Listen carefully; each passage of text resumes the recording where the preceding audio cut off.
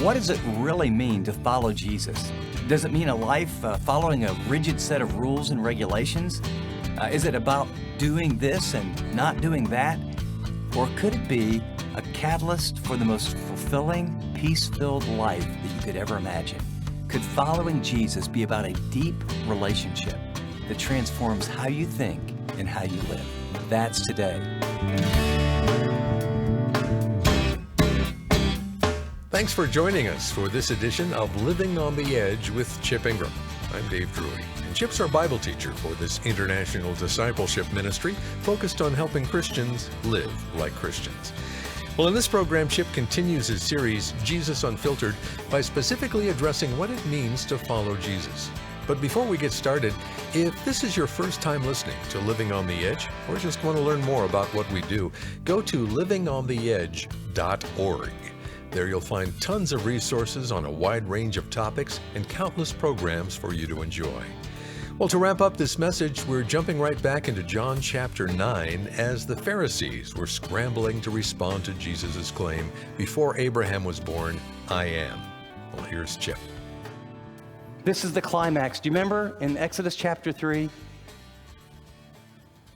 When Moses was asking God, he says, I don't think I'm up to the job, and I can't deliver Egypt, and boy, if I go, they're going to ask who sent you, and who am I going to say? And God's name, Elohim, the great creator, the general word for God, but his covenant name he'd never shared with anyone.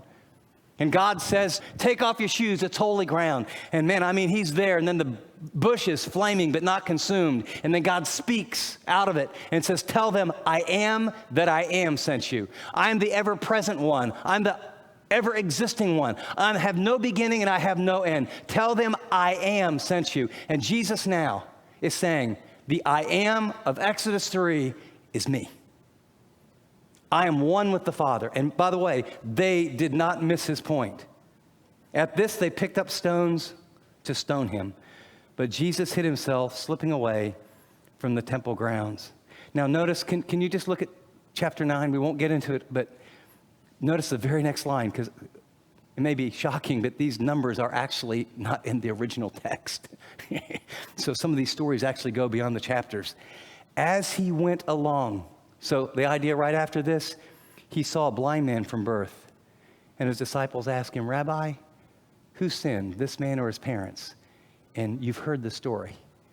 And what he's now going to do, after being with blind, intelligent people who think they can see, he's going to take a man physically and heal him from birth miraculously so he can see. And this man will have more spiritual knowledge than any of the religious leaders, because he follows the light of the world, not their own personal light and view of the world. Does it make sense? So you have the context, Feast of Tabernacles. You have this heated debate with these outrageous claims. You have the climax where Jesus says, for sure, I'm God. I'm the only hope of the world. We now know what happened then for that group. If we would ask the question, why should anyone follow Jesus? 1, he's the light of the world. 2, you'll die in your sins. 3, he's one with the Father. 4, the Father testifies with him. 5, he's never sinned. 6, he'll be the judge. 7, he's one with God. If you were there on that day, you either believe that, and that is the light and the truth, testified by miracles and fulfillment of prophecy, or you reject it. Here's my question. What's it mean to us? That's what it meant to them. If we dip back into the text and said, why should we follow Jesus in the 21st century, not the first century? How would God whisper from this passage to us? And I want to suggest that there is a powerful, powerful promise to claim from this passage. There is an important command to obey, and there's an amazing example to follow. And if we will kind of look at that, we're going to say, oh, this is why I should follow Jesus as the light of the world. You ready? Get your pen out, because I want you to jot down a couple things I think would really help you. The promise to claim is from verse 12. Whoever follows me will never walk in darkness, but will have the light of life. You might circle the word follows, if you will, in your notes. It's a present participle. It means whoever continues to follow me. It means there's a relationship. It means it's ongoing. Notice there's a negative. You'll never walk in darkness, but there's a positive. You'll have the light of life. If you would, and I'll just ask you if you would, turn, if you will, to 1 John. It's by the same author. Go all the way to the back of your Bible. In fact, if you get to Revelation, very last book, turn left. And there's 3 short little epistles, same author. Sometimes, especially when the same author addresses the same subject, he gives us much more clarity because he's telling Jesus' story, but now in 1 John, he's actually writing to them about what it means to be a follower and how to know if you're a genuine follower of Christ. And notice this idea of light. Picking up at verse 5, this is the message we've heard from him and declare to you. 1 John chapter 1, verse 5. God is light. In him there is no darkness at all. And then notice the premise. If we claim to have fellowship with him, yet walk in darkness, we lie and do not practice the truth. But if we walk in the light, as he himself is in the light, we have fellowship with one another, and the blood of Jesus, his son, purifies us, or literally it's keep on cleansing us from all sin. So what's it mean? It means that you'll have the light of life. It means that you never have to walk in darkness. It means you'll have the very light and the presence. Like sometimes, we read the Bible and you think, wouldn't it be great if there was a light like over our house or like over my car or maybe over my head that I could only see. And whenever it moved, I would move. And, this decision, go here. And wouldn't that be great?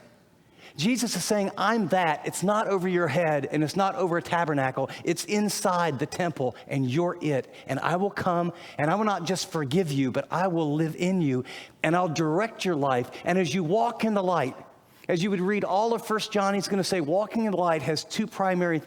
One is a vertical relationship and the other is horizontal. Walking in the light is walking in holiness before God. Walking in the light horizontally is walking in love. And he'll give you 5 or 6 tests throughout the first John. He goes, if I say I love God and hate my brother, I'm a liar and the truth's not in me. If I say I love God and habitually continue to sin, I'm a liar and the truth's not in me. When I was growing up, I was a typical American family, both mom and dad, school teachers, both with advanced degrees, both good, smart people, both from good homes. Dad was a veteran. And on the outside, we looked good. We got good grades. We played sports. I got a scholarship. We lived in, little cul-de-sac communities. But we were walking in darkness. We actually went to church regularly. I mean, no one believed the Bible and no one believed it was really true, but we went to church, went through the motions, sit, kneel, stand. You say this, I say that, repeat after me. Glad we got that done, but that's what good people do. But we walked in darkness. As my dad would say later, he says, even when I was drunk, I went to church. My dad was just an absolute alcoholic, 3.5 packs a day of cigarettes. He had wounds and pain so deep in his life. My mom was like, in the dictionary where it says codependent, she was like the enabler of all enablers who explained my father and worked all of life so that everything kept looking good on the outside. When we were grown children, every conversation went through my mom. We didn't triangulate, we quintupulated. And when she died, the strings were gone. My older sister, in typical fashion, with a deeply disturbed man with unresolved pain and anger issues and a loving and caring but enabling, she rebelled. And man, she went off the deep end for a season. My middle sister had an eating disorder because she could never measure up and she got lost in the fray. So she thought if she could be more and more and more beautiful. I remember when she would just eat these wheat puffs all the time and she got where she was just skin and bones. And then the young son became the performance workaholic, get good grades, get a scholarship, be good in sports, try to be. My light was success. Somehow get approval, but no matter how much you got, the bar always raised. And we were this dysfunctional family. But we looked good. Parents had advanced degrees. We lived in a nice house. Oh, I went to college. We're religious. If you ask me, do you believe in Jesus? Well, sure, I'm an American, you know. Right? Read the Bible. Is he the light of your life? No. I had a formula that was the light of my life. I had the fear of failure that was the light of my life. I was an absolute chameleon. I learned to be different people to different groups all the time. See, you walk in darkness, you always bump, bump, bump, bump, bump, and there's chains on you. So how do you walk in the light? I'll tell you, because I've experienced it. And I've seen it happen to thousands and thousands of people. The command he gives us tells us how to walk in the light. He says, if you hold to my teaching, or literally, if you abide in my word, you are really my disciples. Acid test. It's a condition. You might or you might not. Here's though, if you do, if you abide in my word, then you will know. Circle the word know. It's not intellectual knowledge. There's oide, intellectual knowledge, factual in Greek. Other word, gnosko, you even hear the word Gnostic in that. Gnosko is knowing by experience. Then you'll know by experience the truth. And the word for truth here is very interesting. The truth, it's something that was sealed, gets unsealed, and then is open. It's something that you don't really get, but it gets unsealed, and then it's open, and then literally it'll set you free. And the word free here means you can do what you want. But the do what you want isn't just crazy stuff. The do what you want is you can actually do what's right. See, I couldn't do what I wanted. I was living to fulfill, who knows, trying to please my father or trying to impress people I didn't know. My sister wasn't doing what she wanted. She was starving herself to try and look pretty. My other sister wasn't doing what she wanted. She became a slave to her sin as she rebelled. My mother, later in her life, she always wanted to travel. She always wanted to do this. She always wanted to do this. She never did any of that because her whole life was consumed making everybody else's life work out. And I felt so sad for her. And my dad, he was a prisoner of his alcoholism, a prisoner of his fear, prisoner of his anger. And then my sister with the eating disorder met a friend named Tammy. And Tammy said there was a person named Jesus. And Punky said, well, I heard about him. No. He's real. He brings light to your life. He wants to forgive your sins. He thinks you're beautiful just the way you are. He wants to come and live in your life. And he wants to give you what light does, perspective and direction and perception and awareness and life. And he promises that as you walk in the light, even as he is in the light, you'll have fellowship with people. You'll have relationships like never before. And he'll cleanse you and he'll forgive you. And my sister took that offer up. And I remember watching her life. I didn't know what it was. She was so different. And little by little, she whispered to me. And I went to a couple meetings and I heard the gospel. I didn't respond, but it was planted. And then toward the end of my senior year, I heard the gospel with a group of athletes, and the light entered my life. And I can't, a lot of people, they came from drugs, they came from alcohol, they came out of prostitution, they came out of this and came out of that. You know what I came out of? I came out of being like a multi-personalitied chameleon who had no idea who I was. I didn't even like me, let alone even know.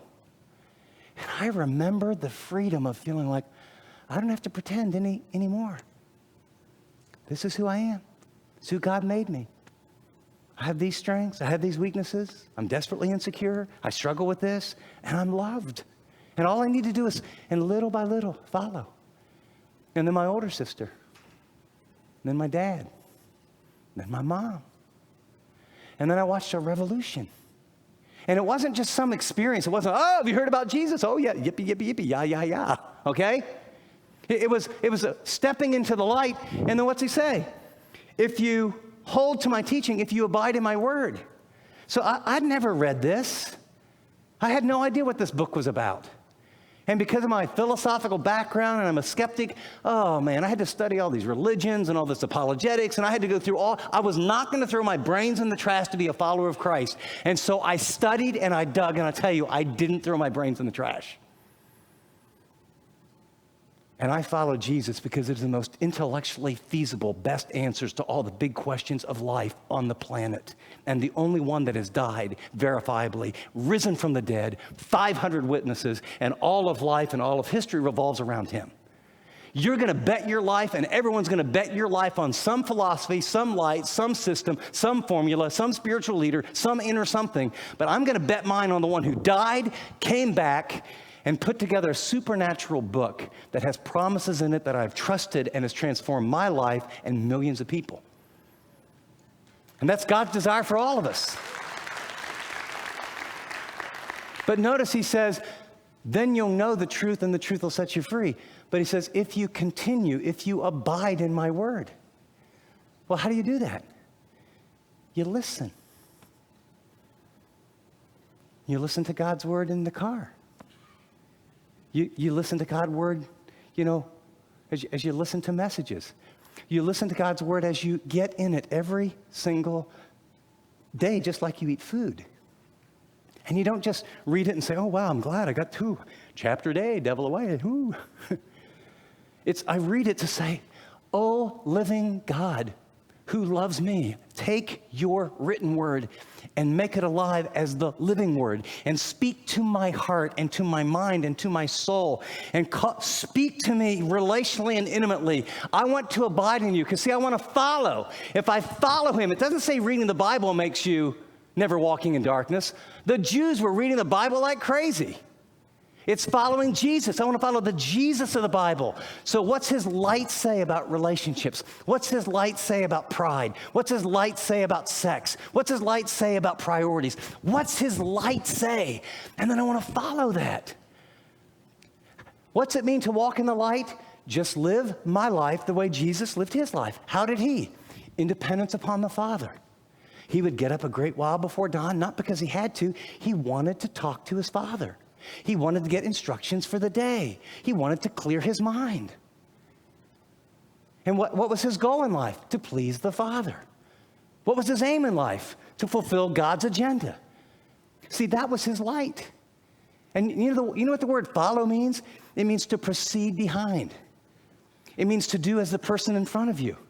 It means to passionately pursue. And so he says, if you abide in my word, you hear it, you read it, you think on it. But here's the acid test, you obey it. You obey it.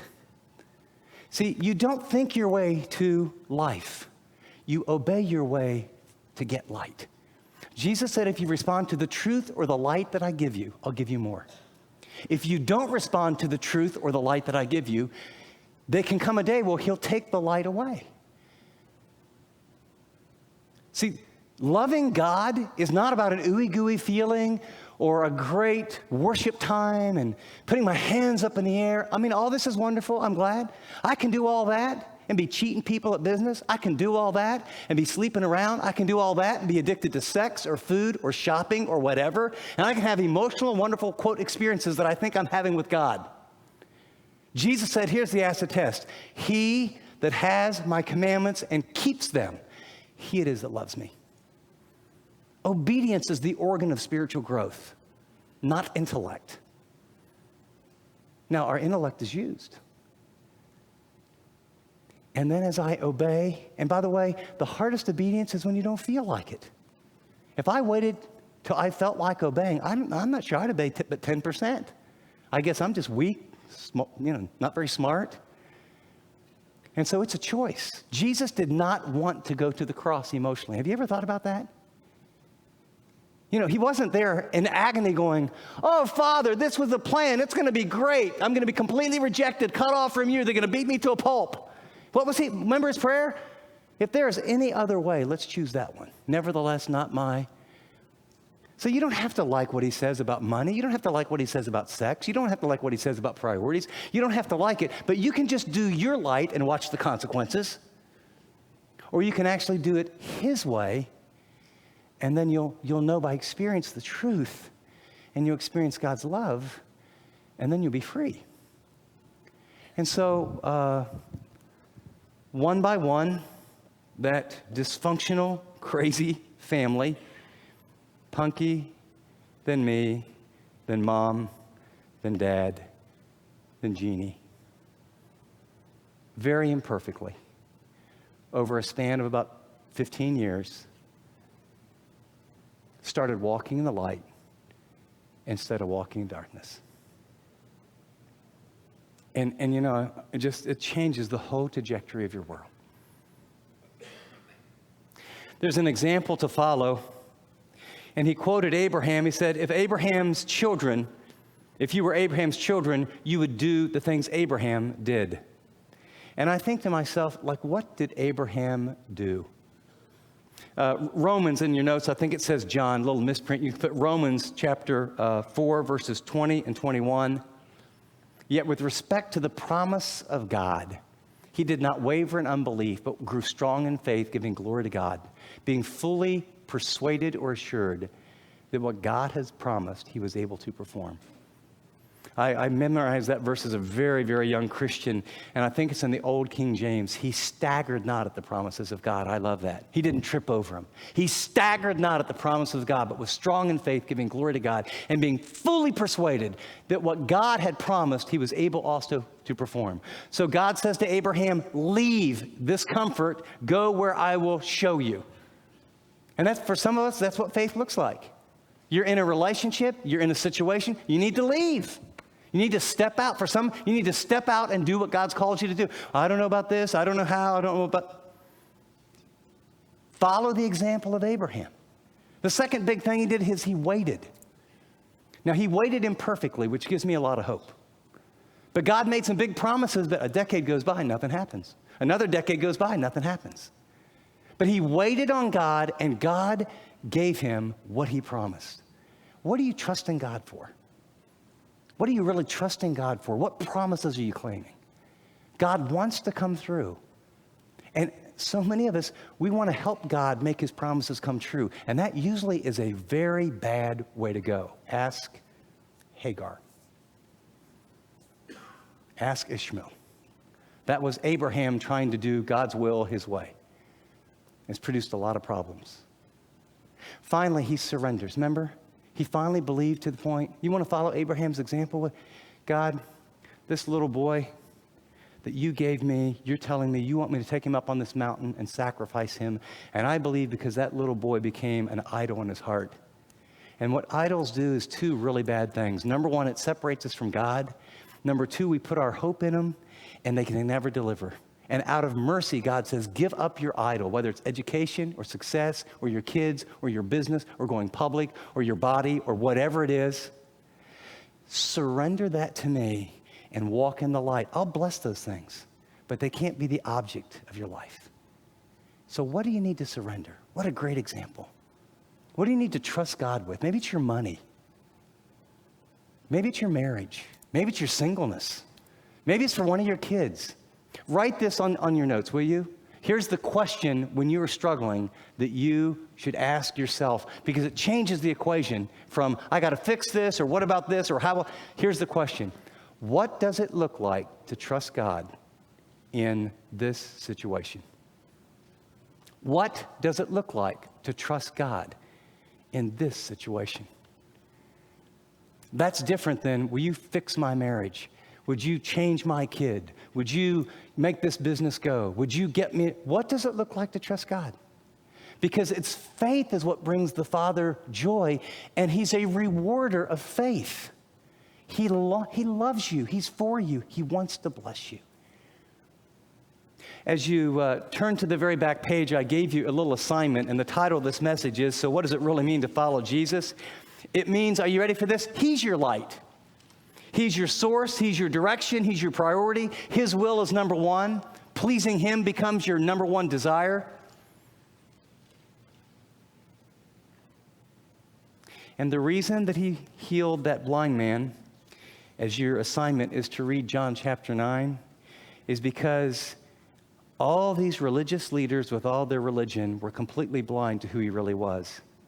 So John 9 opens up, as we've already heard, and as he was going by, there was a man born blind.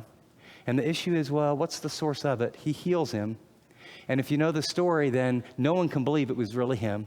Well, they get his parents to come in. He gives his testimony. And finally, he talks with the religious leaders. And they say, well, it can't be.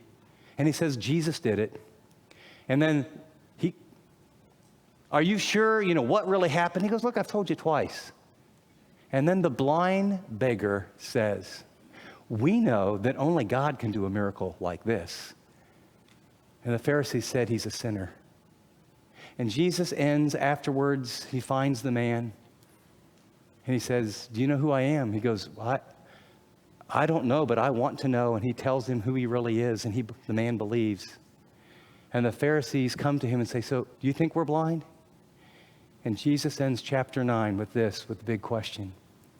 He says, if you were blind,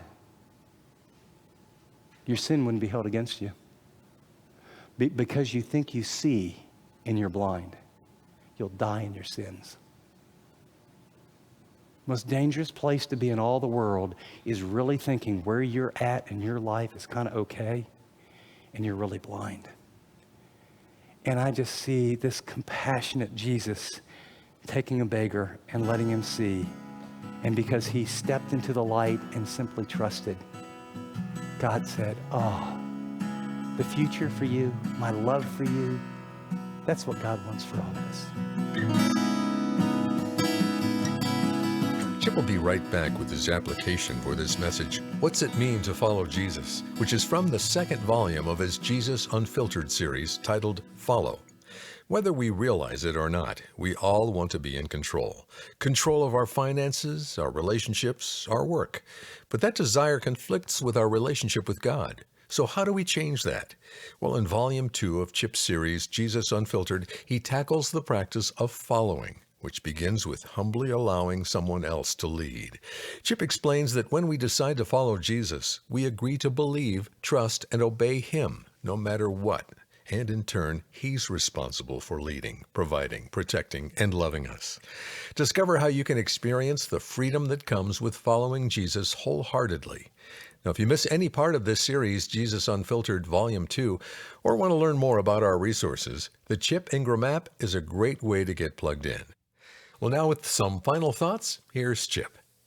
As we close today's program, I have to tell you, I love that story about the blind man, and I am convicted and challenged by the content of Jesus' teaching that, the most dangerous place in the world is when you think you can see and you're really blind. And what I would tell you is, I think the greatest thing that God is doing in the life of living on the edge through our partnership together is often helping people who think they see that they're actually blind. We're living in a world where, 7 or 8 out of 10 people claim to be followers of Jesus, and yet their priorities, their sexuality, their money, their parenting, those things don't even come close to lining up with what the teaching of Jesus is. In fact, that's why I'm teaching right through the Gospel of John. And what I have to tell you is that when people hear the truth, great things happen. People, I believe, want to respond to the truth, but often they don't even know what Jesus taught. And so living on the edge, we're seeing people's eyes open, and there's no pun intended there, but I just wish you could read the emails of people who write us and say, I just never got it before. I did that small group with you all, and I had no idea that I had resentment toward my husband, or I had no idea that we needed to be in the Bible as a family, or I had no idea I had a spiritual gift and that God could use me. And so what I want you to know that as we partner together, as we create these resources, God is really using them to transform lives that bring about major change. And I don't know about you, but when I look at the world around us, now is a time for that like never before. And so here's my request in view of God working through Living on the Edge. We need you to pray, and we need people to partner with us financially so that we can continue to do what He's called us to do. Less than 1% of all the people who listen to Living on the Edge or benefit from Living on the Edge become financial partners. Some because they can't. A great majority is, I think we don't do a good job of telling you what we do, the results of it, and then how God is using it. And so I'm taking today to let you know, a lot of people that are spiritually blind are seeing the light. They're coming to Christ. They're growing. They're leading small groups. Pastors take our sermons and modify them and use them. It's going all around the world. And what I would ask you to do, would you help us? Would you, pray seriously right now today, and then would you give financially and help us do what God's called us to do? Thanks, Chip. Well, as you prayerfully consider your role with this ministry, I want to remind you that every gift is significant. When you partner with Living on the Edge, you multiply our efforts and resources in ways that only God can do. To send a gift, call us at 888-333-6003 or go to livingontheedge.org. That's 888-333-6003 or livingontheedge.org. App listeners, tap donate. Until next time, this is Dave Drury saying thanks for listening to this edition of Living on the Edge.